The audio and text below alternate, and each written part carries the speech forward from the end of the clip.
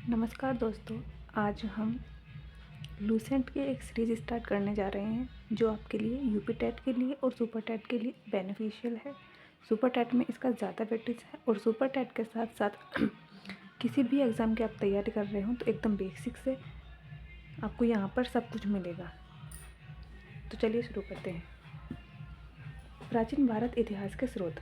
प्राचीन भारत के बारे में इतिहास के कौन कौन से स्रोत हैं जिनसे हम इतिहास के बारे में जान सकते हैं। नंबर 1, धर्म ग्रंथ, ऐतिहासिक ग्रंथ, विदेशियों का विवरण, पुरातत्व संबंधी साक्ष्य। सबसे पहले स्टार्ट करते हैं धर्म ग्रंथ और ऐतिहासिक ग्रंथ से। कहाँ से इसकी जानकारी मिलती है?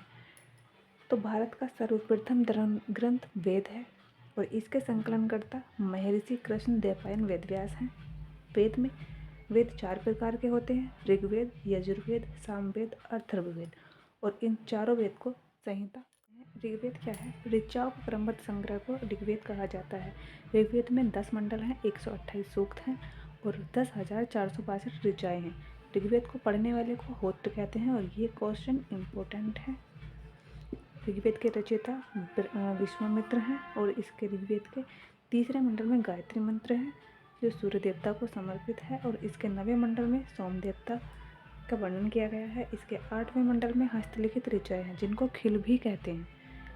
10वें मंडल में ऋग्वेद के 10वें मंडल ये सबसे बड़ा है और इसमें नदी स्तुति के बारे में है, पुरुष सूक्त के बारे में है, नासिदीय सूक्त के बारे में है, सूर्य सूक्त के बारे में है। नदी स्तुति नदियों की प्रशंसा करने को कहते हैं। पुरुष सूक्त वैदिक समाजशास्त्र के बारे में है और नासिदीय सूक्त ब्रह्मांड से रिलेटेड इसमें बातें जितनी भी। और सूर्य सूक्त में विवाह श्लोक है। पुरुष सूक्त में चातुर्वर्णीय समाज की कल्पना के बारे में बताया गया है। और चातुर्वर्णीय समाज क्या है? ब्राह्मण, वैश्य, क्षत्रिय, शूद्र जैसे। ऋग्वेद में एक अधन्य शब्द है जिसका संबंध गाय से है। अधन्य गाय से रिलेटेड है। इसका वध करना मना है। ब्रह्मा का उल्लेख ऋग्वेद में मिलता है और आत्मा का उल्लेख नहीं मिलता। इसमें ऋग्वेद में वामन अवतार के 3 पकों के आख्यान का प्राचीनतम स्रोत मिलता है। वामन अवतार क्या है? वामन अवतार भगवान वामन श्री हरि के पहले ऐसे अवतार थे जो मानव के रूप में प्रकट हुए थे और उनके पिता कश्यप ऋषि और माता का नाम अदिति था।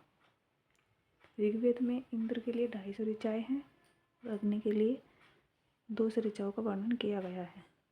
आगे देखते हैं यजुर्वेद।